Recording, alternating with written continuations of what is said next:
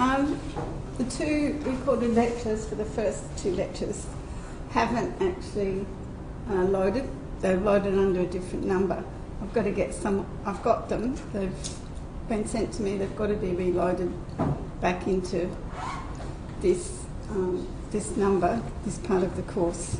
So I'm sorry, but they are there. So don't panic. Someone's going to do it for me. So I can't actually get it off where it's been sent to my email and back to here. The other thing, I think I had the last research essay paper is Wednesday, October the 26th, and it's Friday, October the 28th. Well, I'm not sure, there's a mistake. It's the end of that week anyway. And that could be flexible. The other thing which I'll talk about is tutorials. In each of the tutorials is I want you allocated across some of the tutorial papers. On September the 15th, we have two tutorials scheduled. It's graduation, and is in my role as school postgraduate coordinator, and I've got some students graduating with PhDs. I'm probably going to go, so we'll shift the migration paper to another week, which is gender and migration, probably to after the break. We'll talk about that in tutorials and how flexible we can be in shifting that, but it won't be on that day.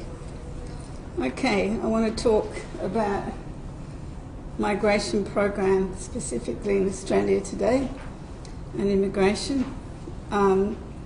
This is this week's basic tutorial, and hopefully you would have done some of your reading of those fact sheets. Just in terms of the department administering immigration in Australia, there's been numerous name changes, and when you're looking up data or looking up publications, this is all the same department, it's just changed its name. It's changed its name in line with how it's been perceived in Australia and how it's related to policy, basically. 1945, when it was formed, it was called the Department of Immigration. It handled a lot of labour immigration into Australia in that post-war period. So by 1974, it was actually labelled Department of Labour and Immigration. 1975, a year later, people didn't like the economic orientation of that labour label, so they changed it. There was also a change of government at this point to the Department of Immigration and Ethnic Affairs. 1982, Department of Immigration, Local Government and Ethnic Affairs. It added local government. People said it should be more down to local area or regional area. 1993, it dropped that local government bit. It didn't sit very well, and became Department of Immigration again and Ethnic Affairs. 1995, after a period where multicultural Australia was really promoted, it became Department of Immigration and Multicultural Affairs. 2001, it became Department of Immigration, Multicultural and Indigenous Affairs, because people said this is unfair. Indigenous groups have been left out of this multiculturalism that was strong at that time.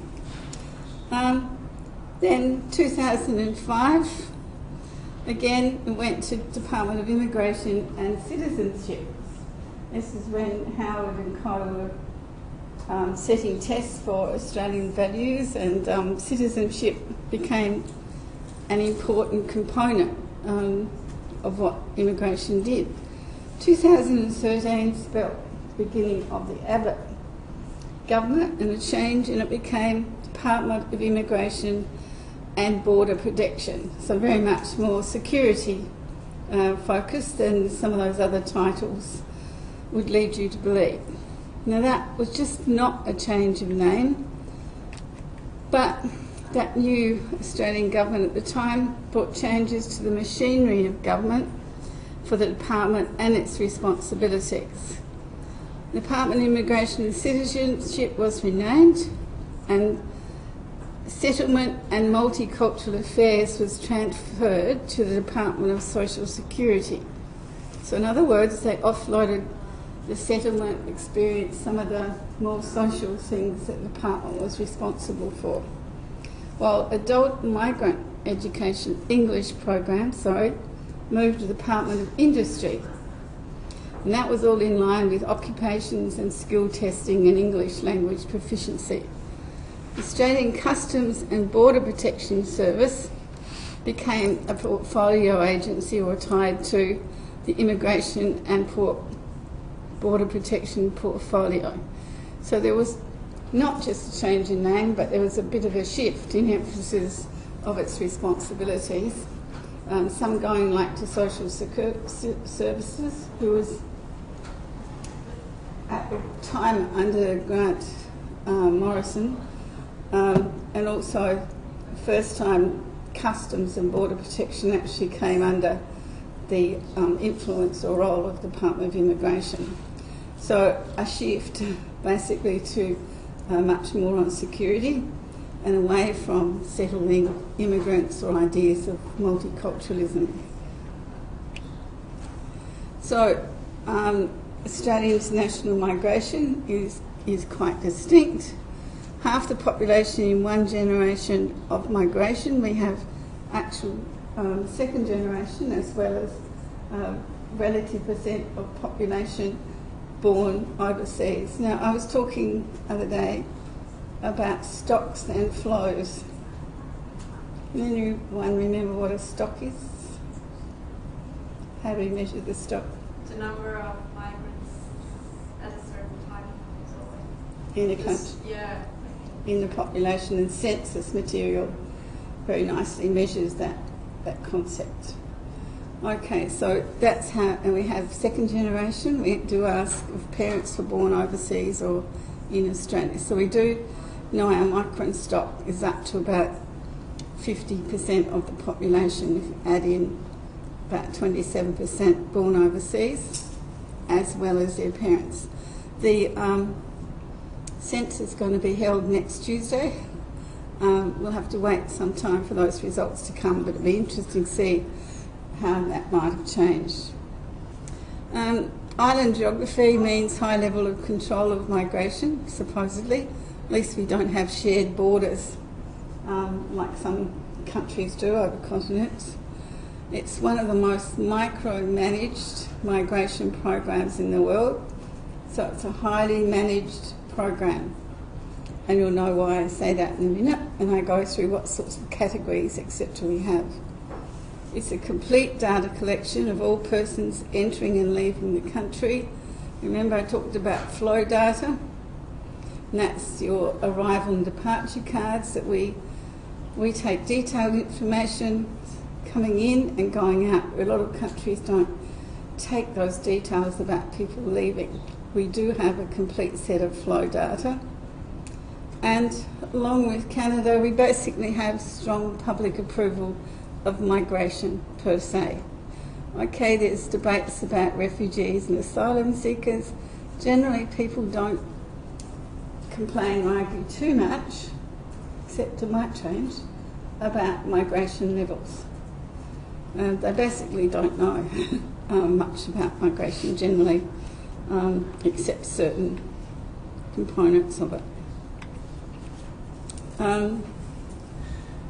Australia's migration, if you go to the Australian Bureau of Stats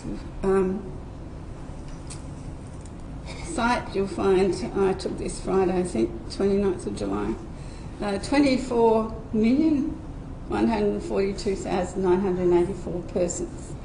Now it's calculated, that's an estimated population, and it's done by a population clock that's ticking over constantly and adding up population. The census will either confirm that number roughly, or maybe it's too much, or maybe it's not enough. It's calculated on the basis of one birth every 1 minute 44 seconds, 1 death every 3 minutes and 22 seconds, so the births are outnumbering the deaths. Net gain of 1 international migrant every 2 minutes and 36 seconds, leading to an overall total population increase of 1 person every 1 minute and 30 seconds. Okay, how well we actually get to that figure will be interesting. Down the bottom there I've got 25 million milestone video, Australia's population milestones.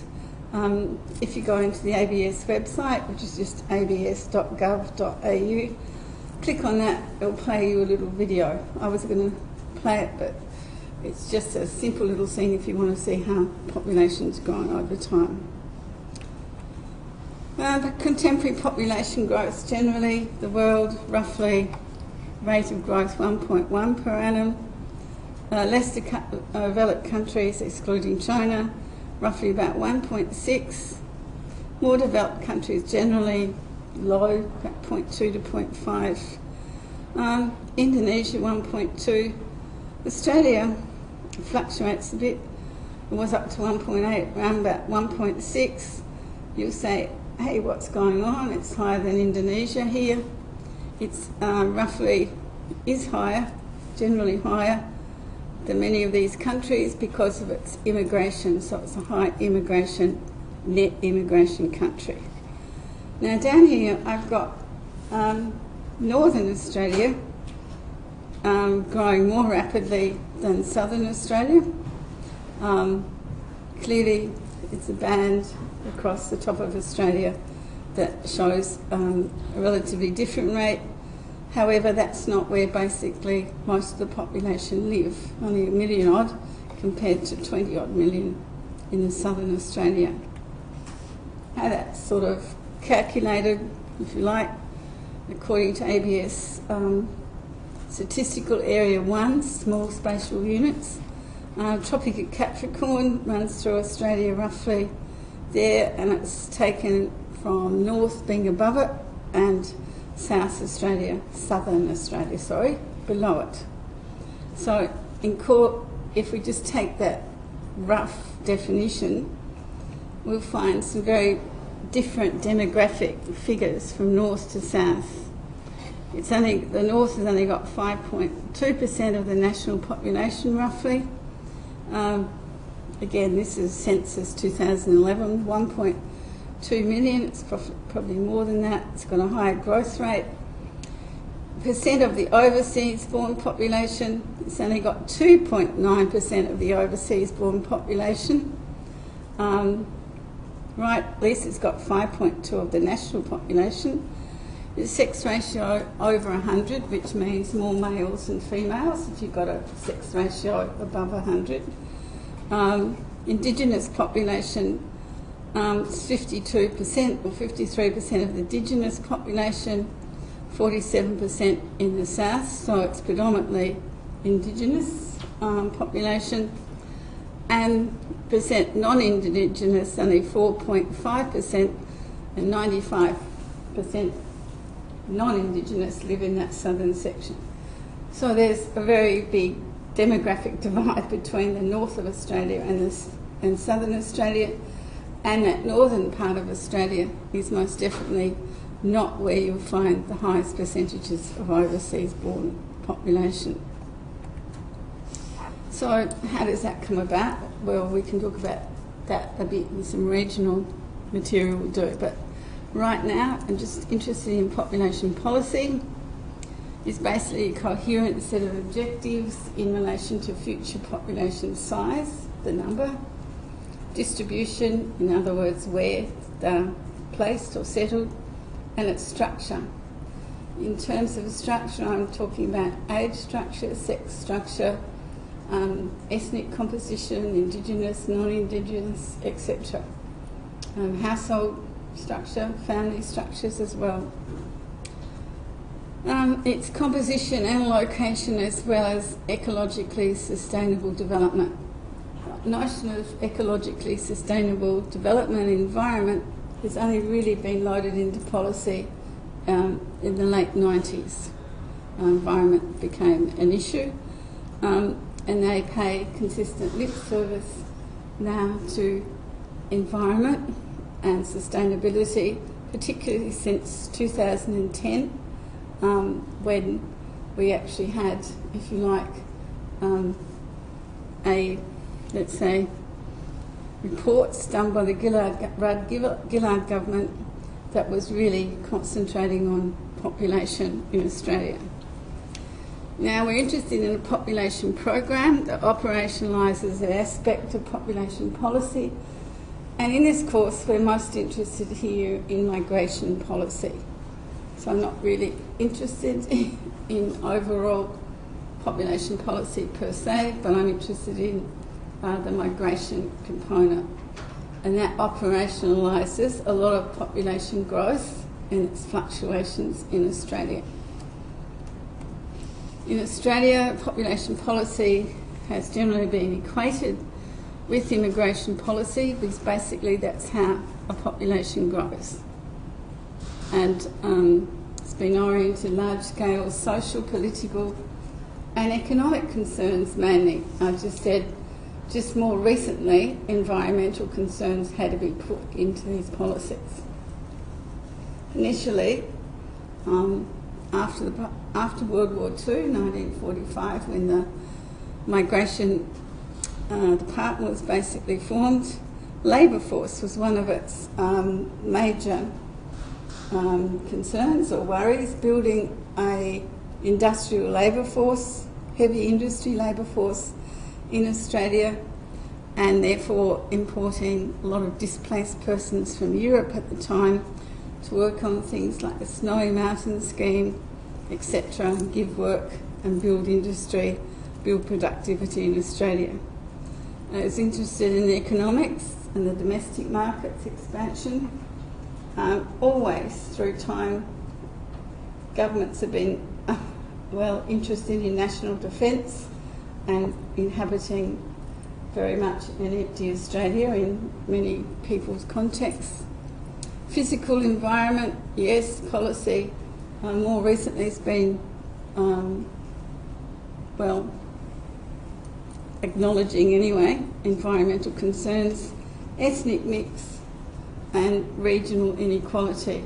Regional inequality, basic policy has been trying to address job shortages and opportunities in regional compared to urban areas, and we'll come to that, some of that later. Important right now that we get it correct here, and it will save a lot of time later. Two components of the program, immigration program, relating to that policy. One is the refugee humanitarian component. The second is non-humanitarian, and that's where the migration program is for those migrating under the following streams of skill, family and special eligibility. And basically that program is a permanent settlement program. So when I'm talking about migration program per se, and when your literature's talking about a migration planning or program numbers, we are actually really talking about the settlement program, the permanent settlement program. By the end of this lecture I'll get to what's the difference with the temporary program. Temporary migration has been a shift in paradigm. But I just taught population environment a level 1 subject, so I believe some did it. And in the exam I asked a question about categories of migration and migration program, and there's just no real observing of the fact the migration program per se and its categories are linked to the permanent migration program. There's a lot of blurring between temporary and permanent, but I'm going to make sure this class is quite on the ball about what's the migration program. Migration program per se is about settlement, permanent settlement of in Australia or persons. Now some of that can be applying offshore for permanent settlement, and some now can be onshore applying for permanent visa status, permanent residency status, and that's an onshore application. But the two basic categories, your refugee humanitarian, which there's a quota put on that, which I'll show you in a minute, and also non-humanitarian, the migration program per se. So the categories of the permanent migration program is what I'm talking about here for the next 5 to 10 minutes. The first is designed to settle refugees, and that is part of our international humanitarian agreement to take a certain number of migrants to be resettled in Australia each year, and there's a set number, a set cap they take. Family migration category enables family to join earlier generations of immigrants, or maybe a male that's worked here or come first and then family will join them. Economic migration involves the recruitment of people with skills in short supply basically in the economy. Special categories involve New Zealanders, until recently could move freely across the Tasman Sea on non-visa migration categories, and people with special talents or special circumstances. You might be a concert conductor or ballet dancer or something that's seen as a special entry requirement. So that migration program is designed, this is straight off their website, to meet Australia's economic and social needs. Total places are broken down into planning levels for each stream of the program via visa category, and I told you to read some of the fact sheets for the tuts tomorrow. There will be up to 190,000 permanent migration places available in 2015 and 16, and that managed migration program comprises of up to 128,500 skilled stream places, 7,400 family stream places, and 565 special eligibility stream places. Now, that's a set cap, if you like. That's what they set. They don't always reach that cap, or they overreach the cap. If it goes over, it probably won't go over the skill category, will go over the family category, and therefore it gets queued. So that's where you get caps and queues. You've got a cap for that year and you'll have a queue next year. Unfortunately, these caps get set every year, so the figures can be adjusted every year. It's done in consultation with various government departments and other information about how we can actually maintain those program levels. At least 3,485 child places will be available in this period now, 15 to 16, outside that managed migration program. The child visas, excluding orphan relative visas, will no longer be counted under the managed migration program, so it's basically giving additional child places within those family categories. This is the latest figures you can get, 2014-15. Okay, there's 190,000 places offered, roughly 68% skilled, 32% family, and of that skill, 38% is employer-sponsored, 34% is skilled independent, so you're actually applying without a sponsor but trying to get in on your qualifications, etc. And 22% state, territory and regional nominated, and 6% business. We'll talk about that 22%. More and more state governments and regional governments are involved also in getting workers to come in, like policemen or nurses or whatever, into the state or city, whatever. In terms of family 79% are partners, so that's immediate family.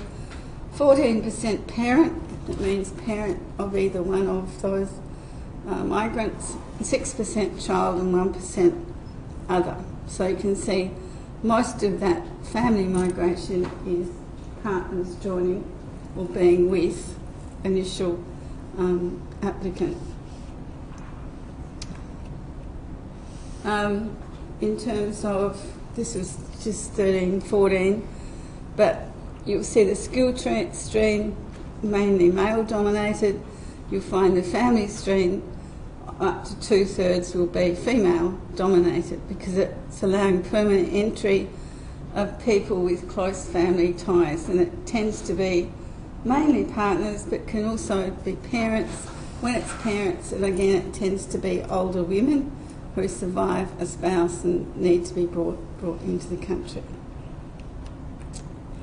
Australian migration by state and territory for that 2014-15 period. June last year is the most recent we have. We see New South Wales net overseas migration, 66,000 of them. Victoria, 54,000. You need to look at net interstate migration, because they leave New South Wales interstate, but migration interstate into Victoria seems to be positive, and also into Queensland. You can assume a lot of the movement from New South Wales goes either north or south to Victoria. And so the last figure here, the net migration figure, is taking account of basically loss of these states to elsewhere. But for Australia, you'll find it's about 168,000, which overall is less than those totals that we suggest. There's often more out-migration than is planned, so therefore we get this net overseas migration total lower than that planned overall increase. Migration program outcomes. Migration program is what? Who are we looking at here? Just permanence. Just looking at settlement of permanent migrants into Australia. This is 2004-5 up until the most recent period, and what it's basically telling you here, the orange is skill, the blue is family. This is the skill trend overall, and the skill trend has remained very, very high over the last 5 to 10 years at about 2/3. So most of this migration is skilled migration, and it's been increasing.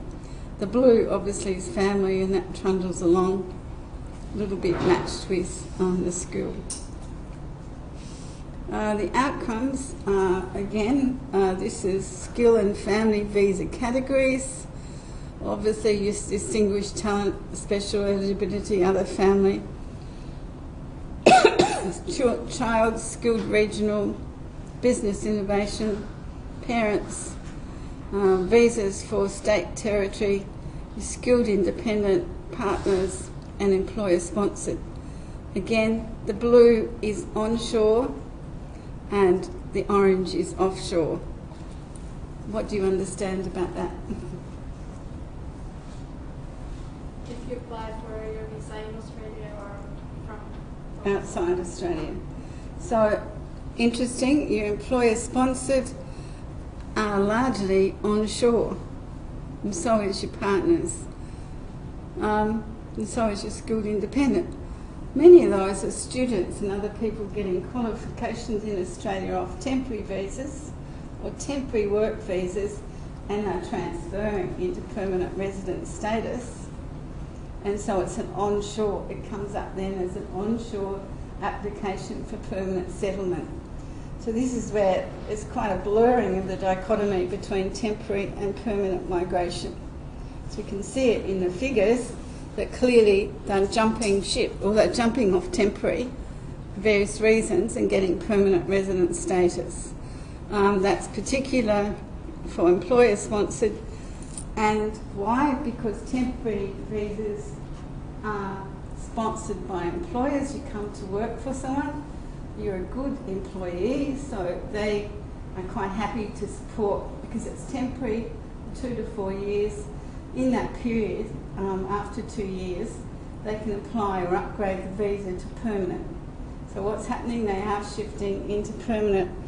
They're getting, the sponsor goes on and says, oh yeah, well I'll support your permanent visa now, because what they're aiming to do is get resident status. And that's where some of the partners is about half and half, because clearly they're probably not onshore at that moment. Same with skilled independent, people, migrants coming into Australia and then again still trying to apply for a permanent visa. A lot of the state territory nominated visas tend to be recruiting overseas. These groups like parents, etc., are most definitely applying offshore. This is migration program outcome again, program.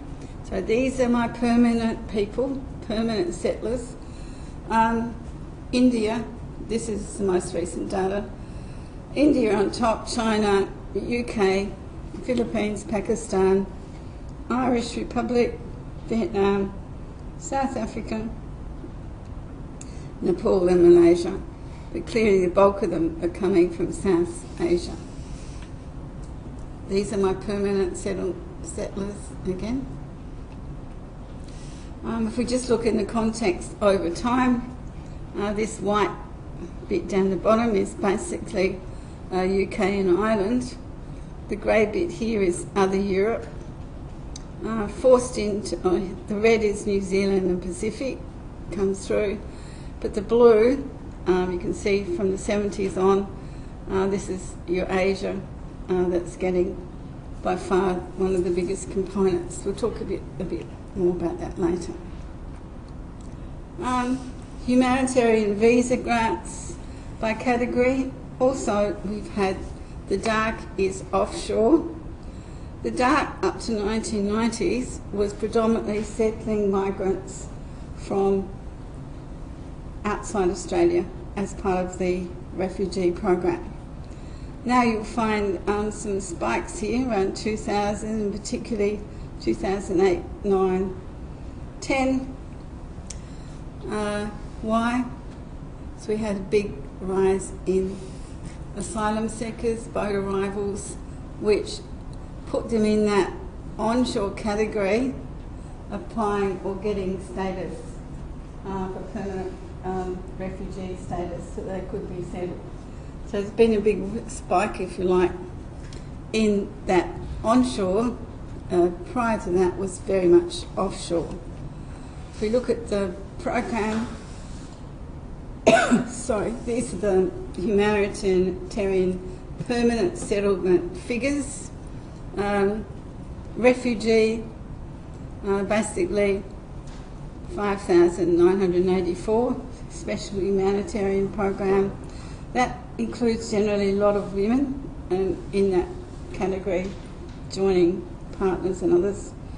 Onshore 4,000, and this is where you'll find some spikes in the onshore. And here you've got a spike, 2012-13, Gillard allowed 20,000 refugees to be resettled that year.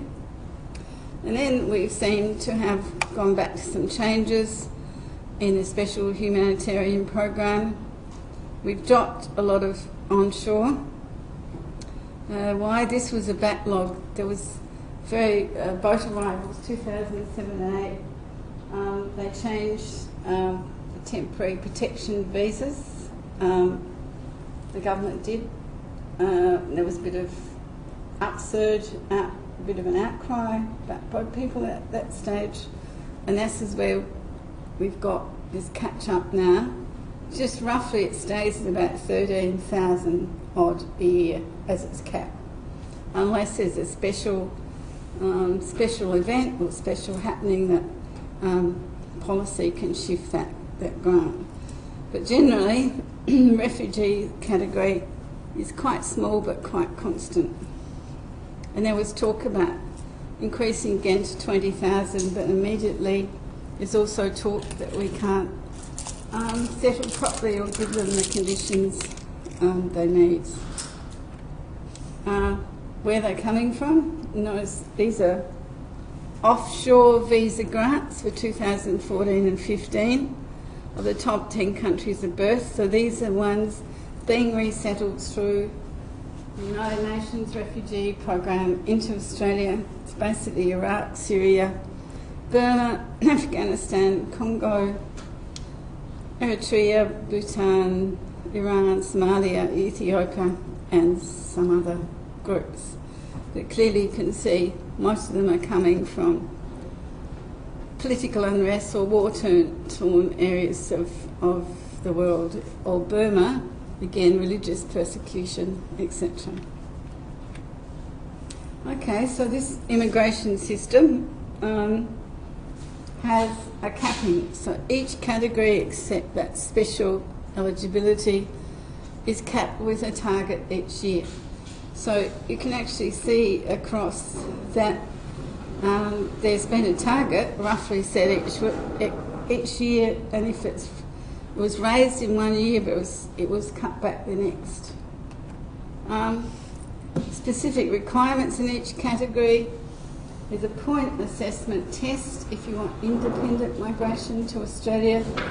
However, we have to be careful. There's often a moving pass mark.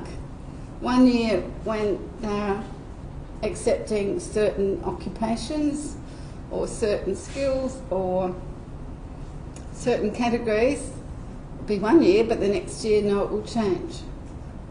There'll be oversupply of hairdressers, or there'll be too many meat workers, or there's something that's in that category, or too many cooks that don't speak English. They'll cut that pass mark quite dramatically. So we call it a moving pass mark, and it's done every year with annual consultations with the industry and government and business, etc. And that's why it's a bit hard sometimes to predict for people.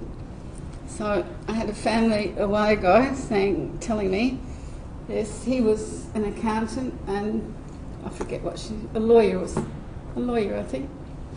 And their friends had come and migrated the next year, and they assumed on their qualifications and similar occupations they'd independent get migration to Australia the next year. They wanted to follow these friends.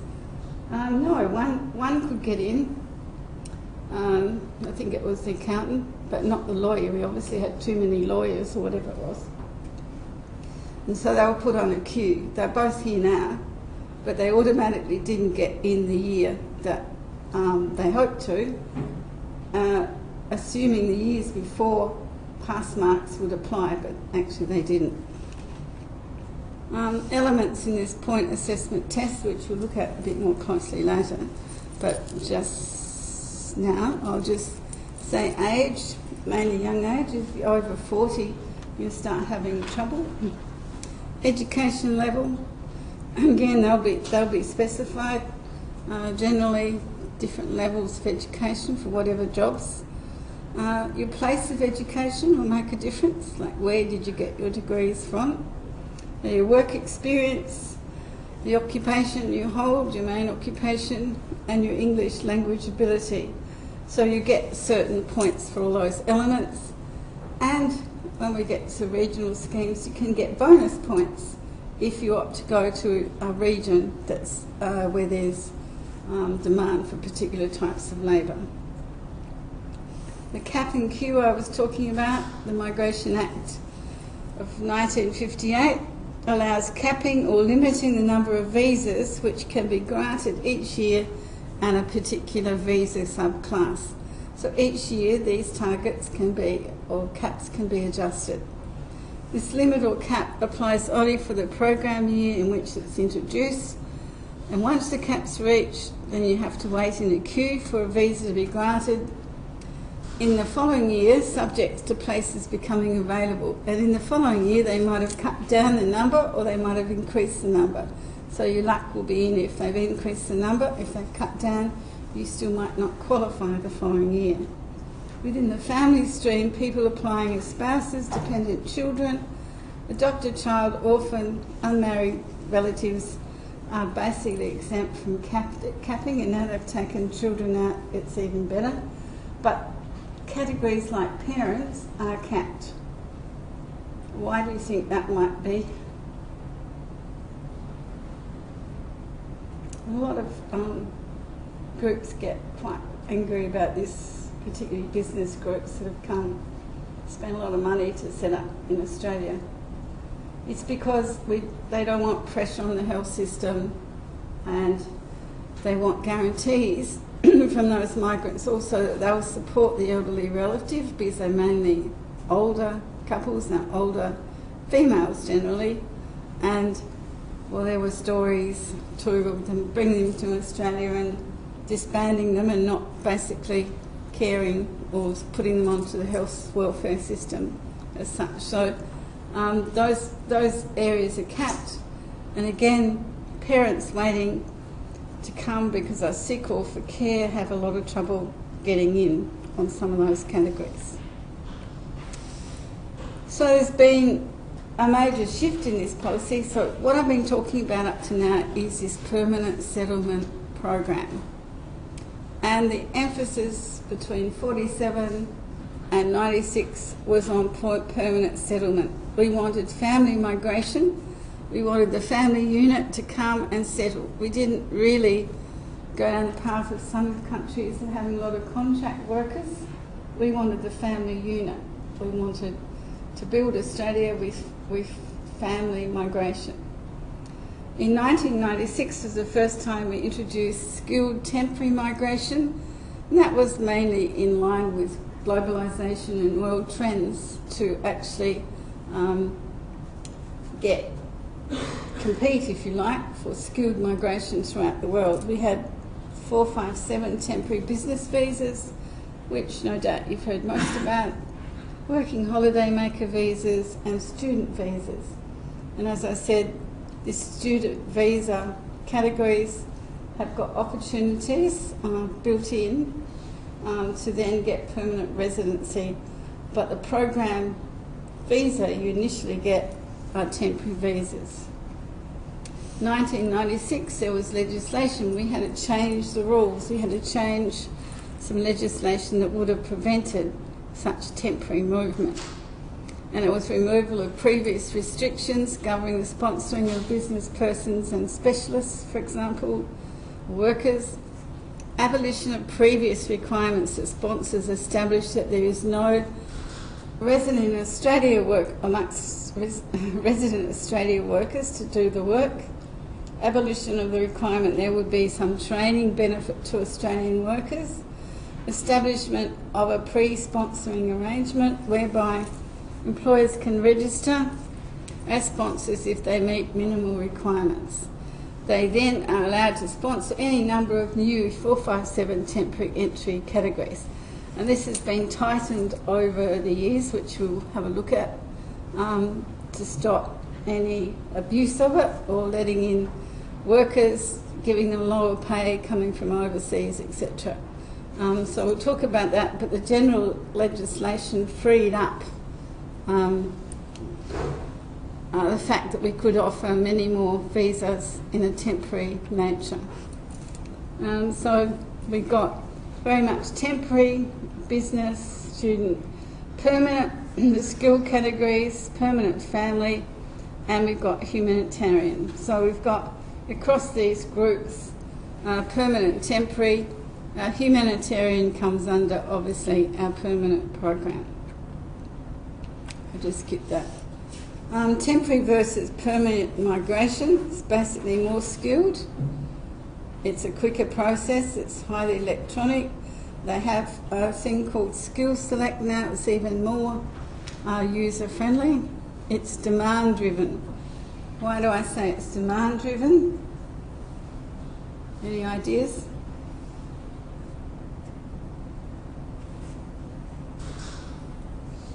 It's demand driven because employers have to nominate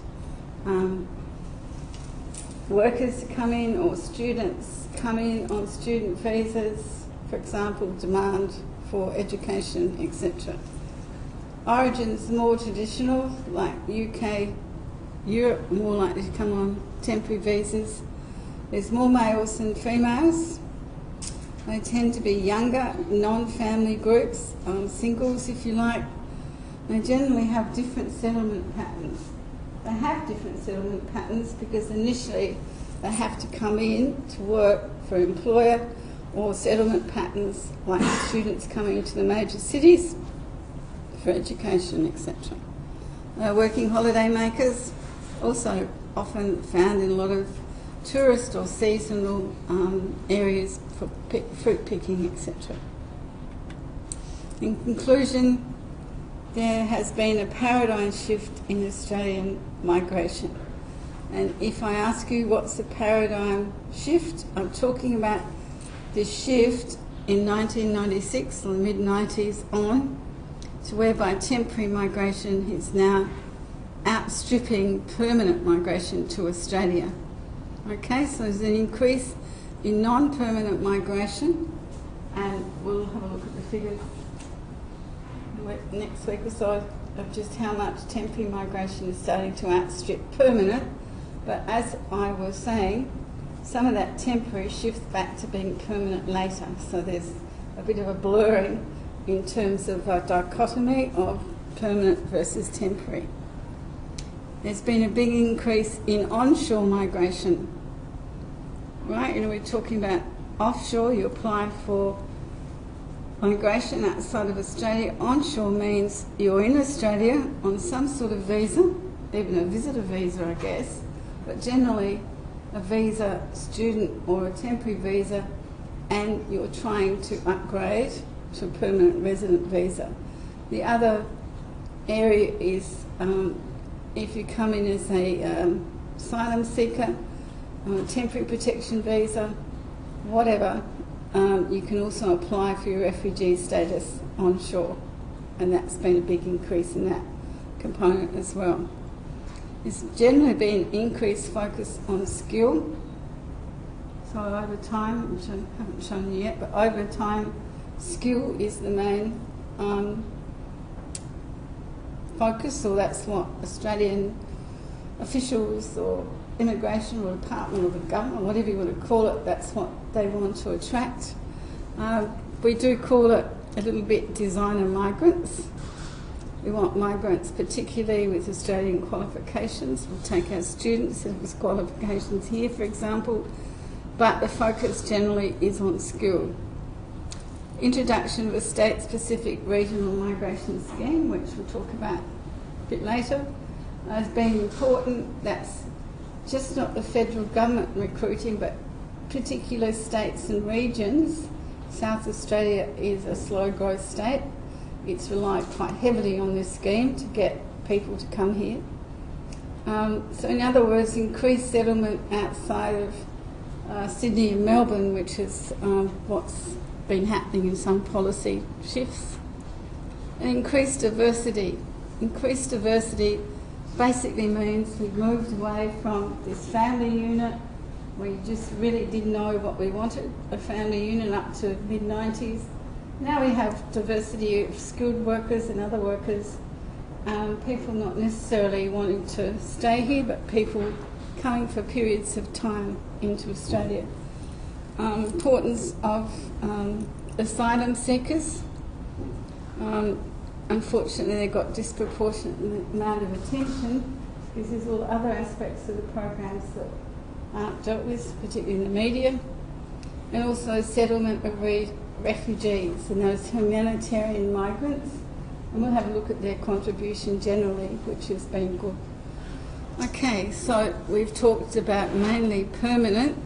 I've just started to introduce you temporary, but it's actually a different context or paradigm, and you shouldn't confuse the two. Although they are becoming blurred, we really need to talk about what's the program, what the planning for that program is, as opposed for what happens in temporary. Okay, and I hope this will load properly today.